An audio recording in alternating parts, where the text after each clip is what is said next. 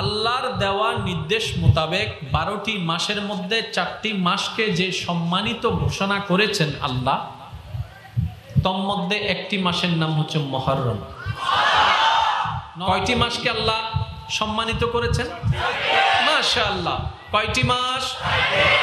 4টি মাসের ভিতরে একটি মাস হচ্ছে মুহররম।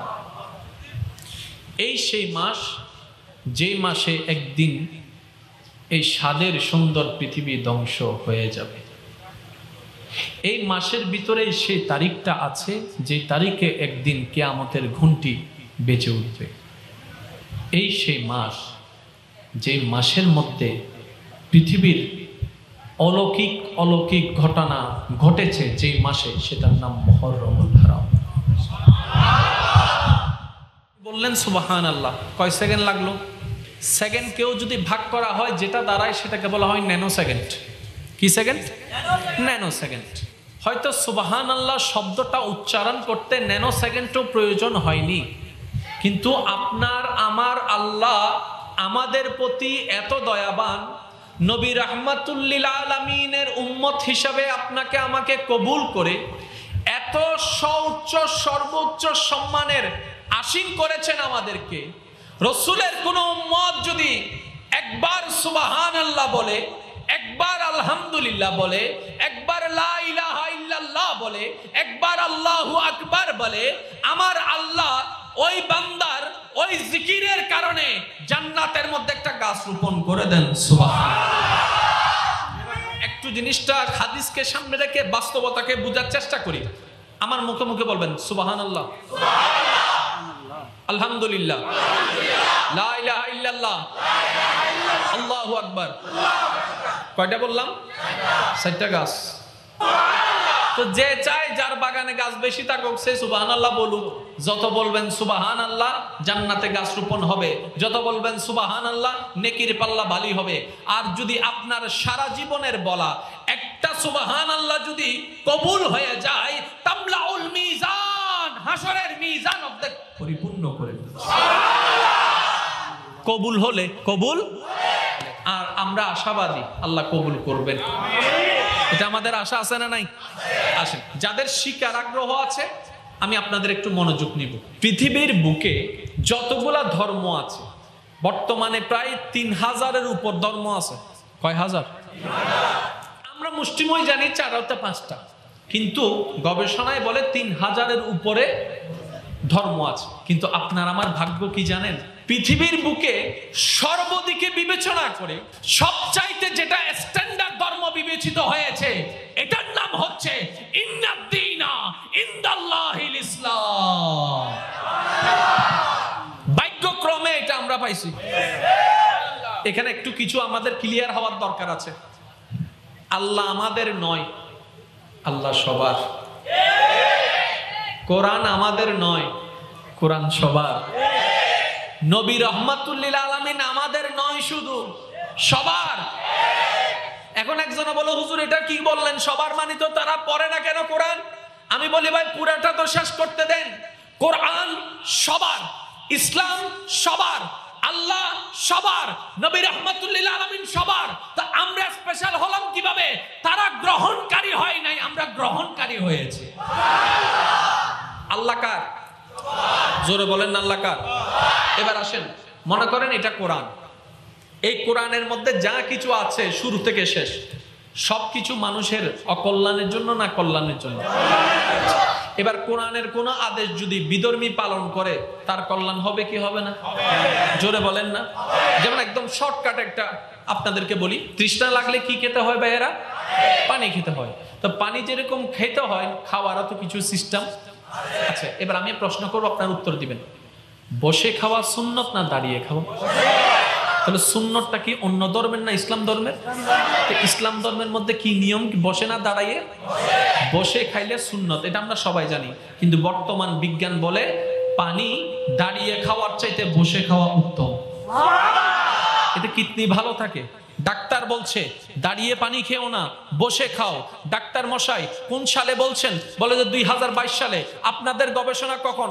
বলে যে বেশি থেকে বেশি 100 বছর আগে আমরা জানতে পেরেছি দাঁড়িয়ে খাওয়ার চাইতে বসে পানি খাওয়াটা পাকস্থলীর জন্য অনেক গুণ বেটার হয়, কিডনির জন্য অনেক গুণ বেটার হয়, প্রস্রাবের জন্য অনেক গুণ বেটার হয়, লিভারের জন্য অনেক গুণ বেটার হয়। বড় চমৎকার বিষয়, 100 বছর আগে মানবের দেহের জন্য উপকার স্বরূপ যেই পরামর্শটা ডাক্তাররা দিয়েছেন, 1450 বছর আগে মদিনার ভুবন থেকে নবী রাহমাতুল লিল আলামিন একই জিনিস শিক্ষা দিয়েছেন। সুবহানাল্লাহ।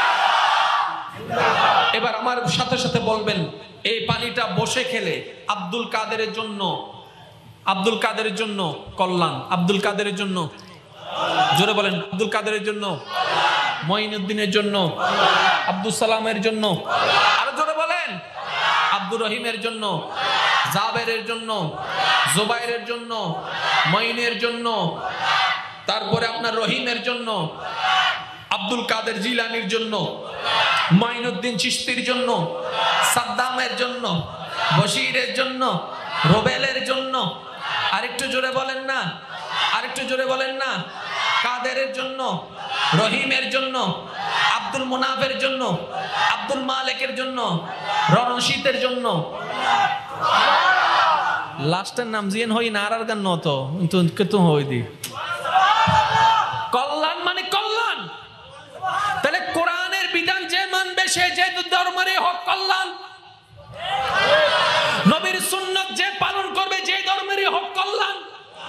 যেমন সারাদিন পরিশ্রম করে, আমাদের একটা জিনিস বেশি দরকার, সেটা কি? এবার ঘুম যাওয়ার জন্য সিস্টেম আছে না নাই? আরো জোরে বলেন, আছে না নাই? ঘুম যাওয়ার সিস্টেম কয়টি? এবার আমি বলছি, আপনারা গণেন।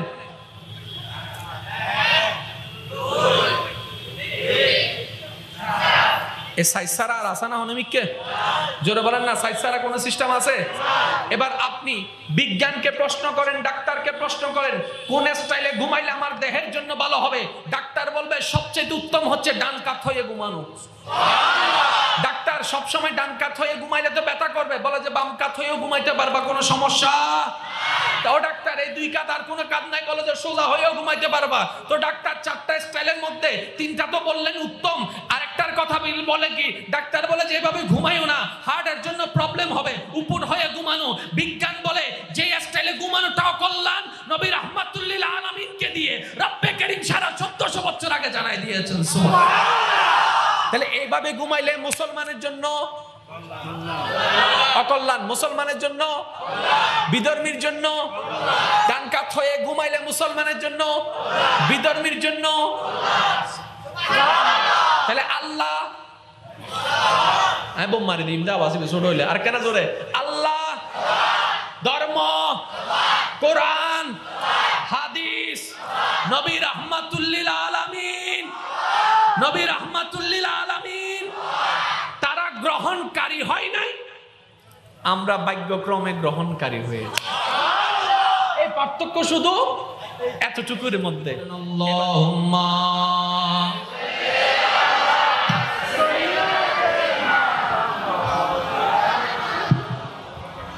ওয়ালা আলে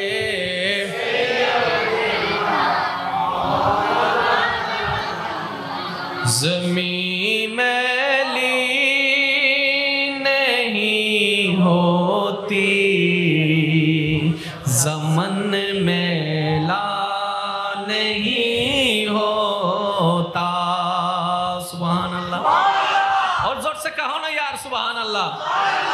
ज़मीं मैली नहीं होती, ज़मन मैला नहीं होता। मेरे आका के गुलामों का कफन मेला नहीं होता। अल्लाहुम्मा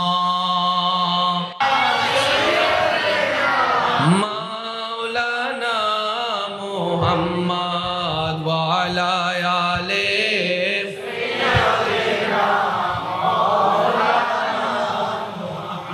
মনত রাখবেন জিনিস। কোনো ঝগড়া নেই, ঝগড়া সব আমাদের ভিতরে। এ কথা সবাই একমত আছেন তো? এবার আপনারা বললে বুঝতে পারবেন ইসলাম কি শান্তির না অশান্তির। তাহলে ইসলাম যেখানে থাকবে অশান্তি সেখানে থাকতে পারে না। কিন্তু বাস্তবতায় দেখলাম বর্তমান ইসলাম অশান্তির হয়ে গেল। কেন? ইসলামের দোষ, কোরআনের দোষ, হাদিসের দোষ। দোষটা কাদের? এই আমাদের দোষের কারণে আজকে বিশ্বের মধ্যে ইসলামটা কলঙ্কিত হয়ে যাচ্ছে।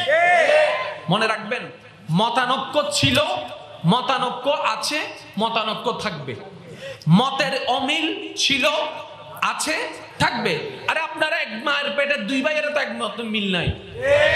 অনেক সময় দুই মত হয় না, এটা তো স্বাভাবিক বিষয়। তো এত অশান্তি হচ্ছে কেন? মনে রাখবেন, দ্বিমতটা যখন আদব নিয়ে হয় তখন সেটা রহমত হয়ে যায়। আবার বলছি শুনুন, মতের পার্থক্যটা যখন আদব নিয়ে হয়, ভালোবাসার সাথে হয়, তখন সেটা রহমত হয়ে যায়।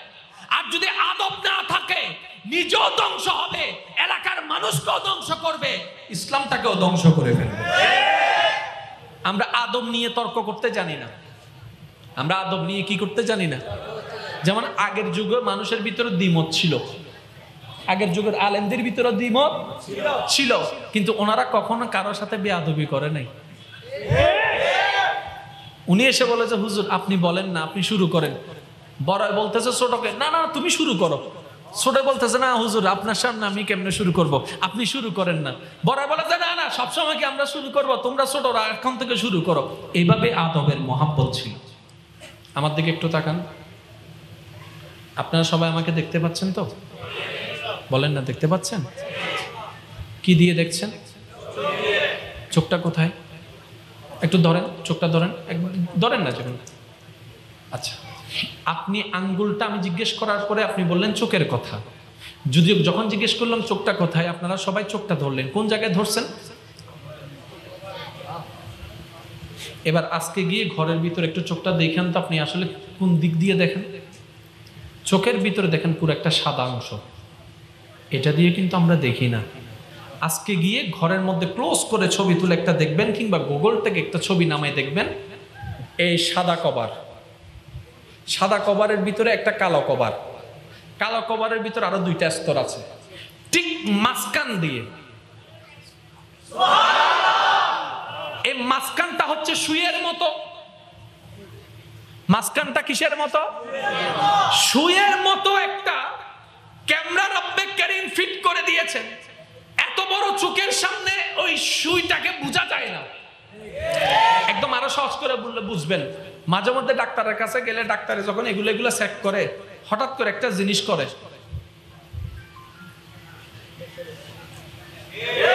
সুগন্ধিতে কি মারে, টস মারা হন না, সুগন্ধিতে কি মারে, ও ডাক্তার কি জব দেয়, ওদের তুই কেন আসিস দি তাই কেন আসিন এন্ডা না যাবেন টাকা সহ।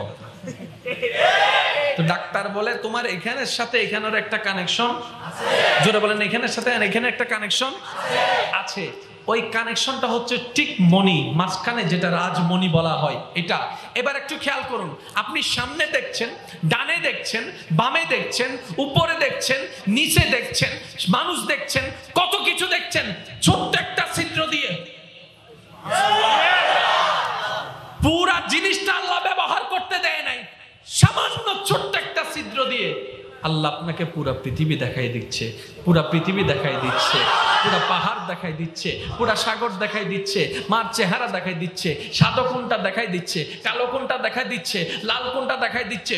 শুধু তাই নয়, এই ক্যামেরা যেগুলো আছে সেগুলাকে যদি আপনি এইভাবে দ্রুত মুভমেন্ট করেন, স্লো মোশন ছাড়া কখনো স্পষ্ট দেখা যাবে না। কিন্তু আল্লাহর কুদরতি ক্যামেরা এমন পাওয়ারফুল, আপনি মুহূর্তের মধ্যে চেহারা ঘুরান, মুহূর্তের মধ্যে চোখ ঘুরান, যেদিকে চোখ যাবে সেদিকের ক্যাপচার ছবি আপনার চোখের মধ্যে চলে আসবে। চিৎকার দিবেন। এবার আসেন, ক্যামেরা আছে না? ক্যামেরার সামনে দেখেন একটা বক্সের মতো দেখা যাচ্ছে, এটাকে বলা হয় লেন্স। আমাদের ক্যামেরার ভিতরে আছে, যার যার মোবাইল আছে দেখেন, প্রত্যেকটা ক্যামেরার ভিতরে একটু করে দেখেন, ঠিক চোখের মধ্যে যতটা স্তর, একটু ভালো করে দেখলে দেখবেন এখানে এই এক স্তর, এই 2 স্তর, এই মাঝখানে হয়েছে ক্যামেরার ঠিক মাঝখানের যেটা একদম যেটা দিয়ে ছবি তোলেন ঠিক আপনার চোখটা ওই রকম। এবার আসেন, মোবাইলের দাম বেশি কম হয় কিসের উপর নির্ভর করে? যতগুলো মাধ্যম তোর মধ্যে একটা হচ্ছে মেগাপিক্সেল। প্রথম আরা ভাইলাম দিবে কি হত্যারণীয় ভাই 2 মেগাপিক্সেল ন 1 মেগাপিক্সেল ইলেভেন ছবি তুলিলে দিলে শুধু আর ছবি পরিষ্কার করালে দেখাও না যাইতো মাতো না। একটা আসল দি ইনফ্রারেড বোঝনে চিন্তু নু ইনফ্রারেড মানে এখন তো ব্লুটুথ দি কি শেয়ারিং দি একটা শেয়ারিং নো আসিল ইল্লে করি এই মোবাইলে তো এই মোবাইলের ছবি একখান লইলে মনে করেন 1 MB ইয়ান ইল্লে করে দড়ি বইতাম বইতে 1 ঘন্টা আইদ দে আবার এন্ড বুতুর কেউ কল দিলে আবার শেষ বই থাক আবার এবারে হয় দেখি ইনফ্রারেড এবারে কি হয় আর কোন জোর হন না এবারে কি হয় ইনফ্রারেডের পর আসছে দেখি ব্লুটুথের পর আসতে এখন আসছে শেয়ারিং এখন আসছে দেখি জোর হন এখন আসছে দেখি শেয়ারিং।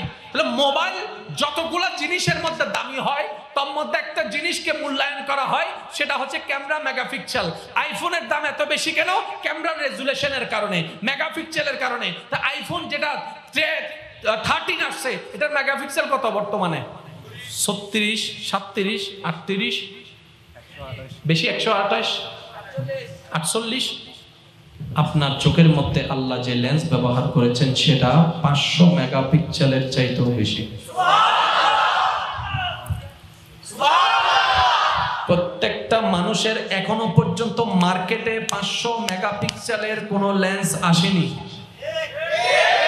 এবার বাস্তবতায় বুঝেন, আপনার আইফোনটা নিয়ে বিমান একটা যাচ্ছে, আপনি যখন সেটাকে ছবি তুলতে চাইবেন আপনাকে করতে হবে জুম করলেই চেহারাটা পরিষ্কার হয়। কিন্তু বড় মজার বিষয়, আপনার চোখের মধ্যে কোনো জুম করতে হয় না, জমিন থেকে দাঁড়াইয়া 36,000 ফুট উপরে বিমান যাচ্ছে, স্পষ্ট আপনি দেখতে পাচ্ছেন, এবার বান্দা বলে ওরে মেগাপিক্সেল ছাড়া তো দেখা সম্ভবপর নয়, তাহলে আমার চোখের মেগাপিক্সেল কত? এবার বিজ্ঞান বলে তোর মেগাপিক্সেল 500 মেগাপিক্সেলের বেশি, যেটার বর্তমান বাজার মূল্য কোটি কোটি টাকা। তার মানে প্রত্যেকটা বান্দার চোখে আল্লাহ তাআলা কোটি টাকার সম্পদ এমনি দান করে দিয়েছেন। সুবহানাল্লাহ। আল্লাহর বান্দারা গরিব হয় না, গরিব আমাদের মন হয়েছে, গরিব আমাদের চিন্তা হয়েছে। আল্লাহ কাউকে গরিব বানায় নাই, আল্লাহ জন্মগতভাবে সবাইকে কোটি কোটি টাকার মালিক বানিয়ে দিয়েছেন। সুবহানাল্লাহ। আরবি মাসের মধ্যে কয় মাস? সর্বশেষের নাম সর্বশেষ, সর্বশুরুর নাম। বড় মজার বিষয় কি জানেন? ইসলামের কোরবানি যে মাসে এটার নাম জিলহজ। আরবি বছরের শেষের মাসে কোরবানি, আবার আরবি বছরের প্রথম মাসেও কোরবানি। কোরবানি দিয়ে শুরু, আরেকটু জোরে বলতে হবে, কোরবানি দিয়ে শুরু, কোরবানি দিয়ে শুরু, কোরবানি দিয়ে শেষ। আল্লাহ জানাই দিচ্ছেন, বান্দা যদি আমার প্রিয় হতে চাও 12টি মাসের প্রতিটা দিন তোমাকে কোরবানি দিতে হবে। আরেকটু জোরে। এবার কোরবানির মধ্যে আমরা কোরবানি বললে শুধু কি ভিডিও করি বেদানা খান ওয়াইস টয়েস নিবে না ওয়া ইল্লাগর।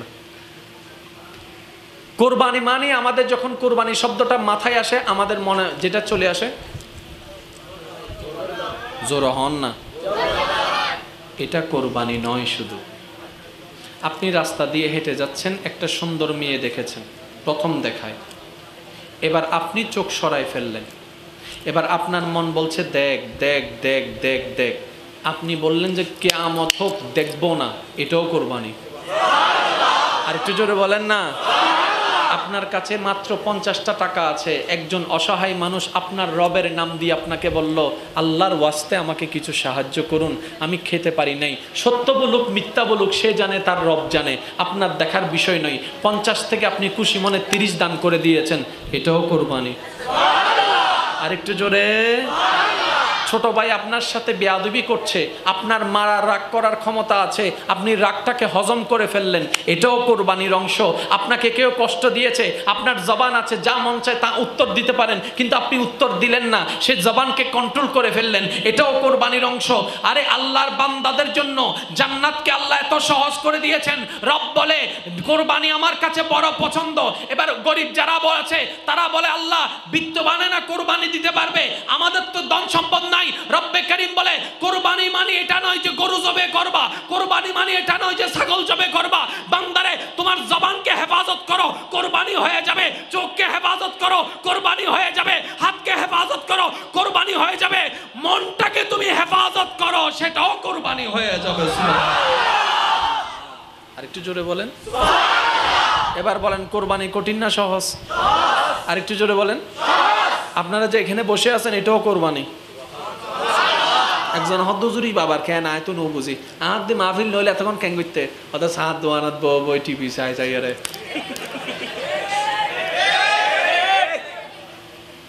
আরেকজন হদ্দ আইলে এত নবই সাত দোয়ানাত নবই তো তুই কেন করতে হদ্দ উন্তি যাই আরে গাছতলাত বই বই আরে। আরেকজন হদ্দ আইলে না করে হাতে তুই কেন করতে হদ্দ ওই বেললে কেন ইয়া জুন এন্ডায় বসি ইবে কোরবানি কোরবানি ওইতাল্লা বদনাম করতে দে ইবেও কোরবানি। সুবহানাল্লাহ না হর কোরবানির ডেফিনিশন কি? আল্লাহর ভয়ে, আল্লাহর জন্য, নবীর মহাব্বতে যাই করা হয় সব কোরবানি। যাই করা হয় সব কি? আর কোরবানির যাজা আল্লাহ দান করেন, বলেন না সুবহানাল্লাহ। এবার আসুন তাহলে আরবি মাসের শেষের মাস জিলহজ শেষ হয়েছে কোরবানি দিয়ে, মুহররম শুরু হয়েছে কোরবানি দিয়ে, শুরু হয়েছে কোরবানি দিয়ে। ভাইজান যদি বিরক্ত না হন একটু খেয়াল করবেন, মনোযোগ আছে, শিকার আগ্রহ, জানার আগ্রহ আছে। আমি তো একটা পাগল মানুষ, সারা জীবন পাগলামিই করি। একটু একটু খেয়াল করবেন। ওই সাইড আওয়াজটা একটু বন্ধ করতে পারলে আমি খুশি হব। বারবার বলছি সাইড আওয়াজ, সাইড আওয়াজ। প্রয়োজন থাকলে একটু ইশারায় কথা বলেন। এবার আসেন, কয় তারিখ হয়েছে? 10 তারিখ। কয় তারিখ? কে শহীদ হলেন? ইমাম। নবীজির নাতি কয়জন? আর একটু জোরে। অনেকগুলো আছেন, তার মধ্যে হাসান ও হুসাইন রাদিয়াল্লাহু তাআলা শহীদ হয়েছেন। কে? একটু জোরে বলেন। শহীদ হয়েছেন ইমাম।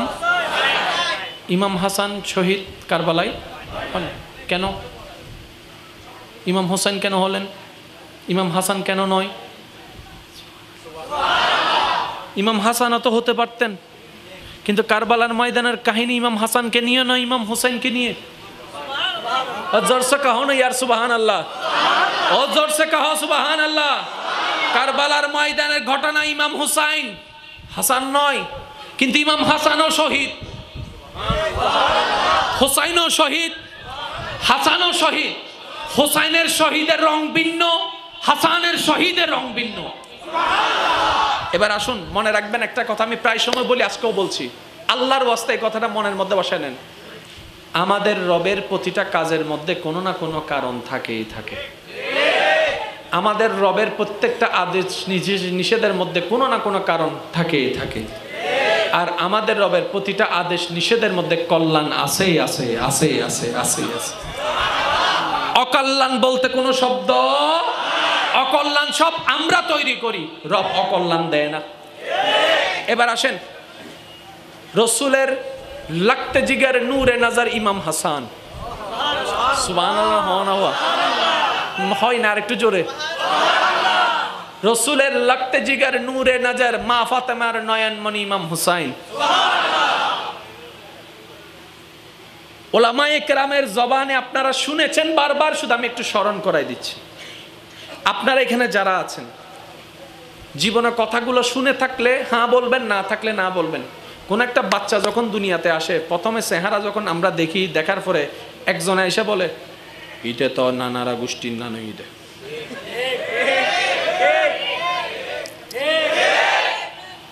জামাইয়ের বোন জীব ফু আসিব হদ দে কিয়া আর হন্দি বা এগিয়ে নাকি দাঁত দাঁত নানু ইদে সাসাইয়ের হদ দে ন ন সকি বান আল্লাহ মাথো না বা হালায় হদ দে হুন্দি হমি গে নাকি ঠোঁটি অংশ বাচ্চা হজন দাবিদার হজন জোর হন না। আচ্ছা 10 জনের দাবি যদি সঠিক হয় চেয়ারাইন হইলেও ফেঁস লাগি না লাগে, কিন্তু যে হর ইতের গান সঠিক, যার যার জায়গার এতে সঠিক, যে হর নানারা গোষ্ঠীর নান ইতের গানও সঠিক, যে হর দাদারা গোষ্ঠীর নান ইতের গানও সঠিক, কে হর দে বাবর নান, কে হর দে শেষ পর্যন্ত মা হর দে জ তোমারও লই যাবো তো কিছু ন না বা তো শেষ পর্যন্ত তো হজ্জে বাড়ি যাই মুরব্বী গাই তোরা বাদ দেন 40 দিনে 40 রহম হবো এখন কা হজ্জে কর হয় না কেন? সান্ত্বনা দেয় না বাজি ও মাতো না সান্ত্বনা দেয় না? শেষ পর্যন্ত দিতে হার মতো হয়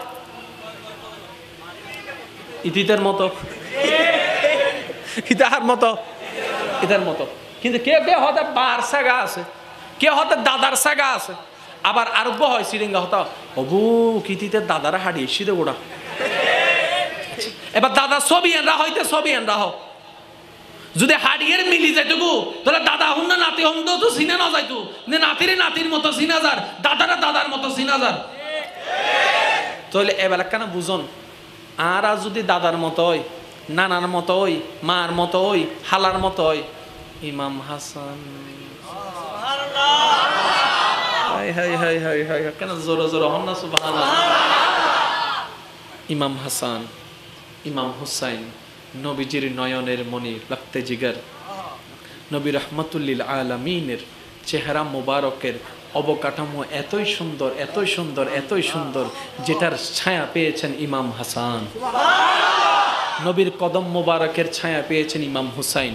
সাহাবায়ে কেরাম বলে নবীর অবর্তমানে আমাদের যখন নবীজির চেহারা মোবারক দেখার ইচ্ছা হতো আমরা চলে যেতাম ইমাম হাসানের দরবারে।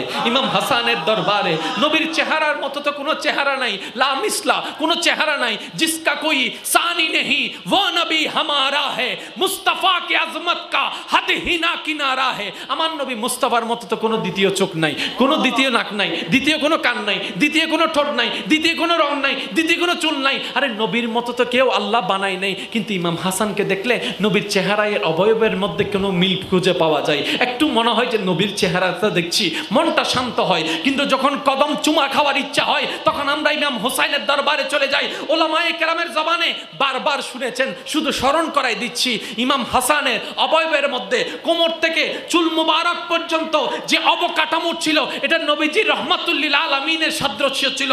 কোমর থেকে পা পর্যন্ত ইমাম হুসাইনের নবীজির কদম মুবারকের সাদৃশ্য ছিল। তার মানে ইমাম হুসাইন উপরেরটা পেলেন, নিচেরটা ইমাম হুসাইন পেলেন, উপরেরটা ইমাম হাসান পেলেন। এবার কারবালার জমিনে শহীদ হওয়া আল্লাহ পাক যে তকদিরে লিখেছেন সেটার সিস্টেম ছিল তলোয়ার কাটবে গর্দানকে, তলোয়ার কাটবে গর্দানকে, তলোয়ার কাটবে গর্দানকে। কিন্তু ইমাম হাসানের গর্দান তো নবীর গর্দান মুবারকের সাদৃশ্য দেখা যায়। আল্লাহ পাক বলে ইমাম হাসান কারবালার ময়দানে গেলে গর্দান কাটবে না, গর্দান কাটবে না, গর্দান কাটবে না, কারণ ইমাম হাসানের গর্দান নবী রাহমাতুল্লিল আলামিনের গর্দানের সাদৃশ্য। সুবহানাল্লাহ, আওয়াজে বলেন না সুবহানাল্লাহ। গেছেন কে? ইমাম হুসাইন। গেছেন কে? যার কদমটা ছিল নবীজির কদমের ছায়া। আচ্ছা, ইমাম হোসেন কারবালায় গিয়েছেন, আমরা সবাই জানি। উনি কি করতে গিয়েছেন? উনি কি করতে গিয়েছেন? যুদ্ধ করতে না, উনি গিয়েছেন দাওয়াতে। এগুলো একটু খেয়াল রাখবেন। ইমাম হোসেন গিয়েছেন দাওয়াতে। আচ্ছা, যে দাওয়াতে যায় সে কখনো যুদ্ধের সামগ্রী নিয়ে যায়? যেভাবে যুদ্ধের প্রিপারেশন নিয়ে যুদ্ধে যায় আশা করি ওভাবে তো যায় না, হয়তো একটা তলোয়ার থাকবে, এসে থেকে বেশি এটা। আচ্ছা, কেউ যুদ্ধ করতে গেলে কখনো ছোট বাচ্চা মেয়ে বাচ্চাদেরকে বউদেরকে নিয়ে যাবে? তার মানে ইমাম হোসেন যুদ্ধ করতে যায় নাই। ইমাম হোসেন যুদ্ধ করতে, উনি গিয়েছেন দাওয়াতে। এতটুকু ক্লিয়ার? আমরা শুনেছি, আমরা জেনেছি ইমাম হোসেনের সংখ্যা ছিল, এজিদ বাহিনীর সংখ্যা ছিল, এজিদ বাহিদের কাছে পানি ছিল, ইমাম হোসেনের সঙ্গীদের কাছে পানি ছিল না। এগুলো আমাদের সবারই জানা আছে। আমি প্রথমে কি বলেছিলাম? আল্লাহর প্রত্যেকটা কাজে হিকমত আছে, আল্লাহর প্রত্যেকটা কাজে, কিন্তু এই বুঝ আমাদের কাছে, সেজন্য আমরা মাঝে মধ্যে ভুল বুঝি। অনেকে বলে আল্লাহ শুধু আরা বাদা না, হয় না? না হয়? এগুলা বললে ইমান কিন্তু দুর্বল হয়ে যাবে ভাই, এগুলো ইমান থাকবে না। আল্লাহর যা মন চায় তা করবে। আরে ভাই কথা বলেন না, আল্লাহর যা মন চায় তা করবে। বানানেওয়ালা তিনি, গড়নেওয়ালা তিনি, হায়াতের মালিক উনি। আমি আর আপনি কে বলার? যারা সত্যিকার বান্দা তারা কি বলে জানেন? রাখলেও তুমি, মারলেও তুমি, আমার কোন আপত্তি আফসোস। দম দিয়েছো তুমি, নিয়েছো তুমি, আমার কোন আপত্তি আফসোস। আল্লাহ তুমি দিলো আলহামদুলিল্লাহ, না দিলো আলহামদুলিল্লাহ। কথা বলেন ঠিক কিনা? আর একটু জোরে বলেন ঠিক কিনা?